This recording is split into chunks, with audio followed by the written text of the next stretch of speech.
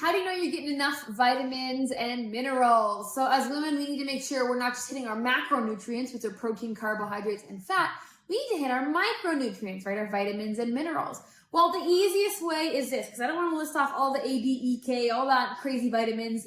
You're not going to remember. The easiest way is if you're eating a variety of fruits and a variety of vegetables, regardless of if you're also having quote unquote bad foods. If you're eating the healthy foods as well, you're going to be hitting your nutrient profiles. You can also go to your doctor and get a blood test to see if you are deficient in any nutrients. Most of the time you are not.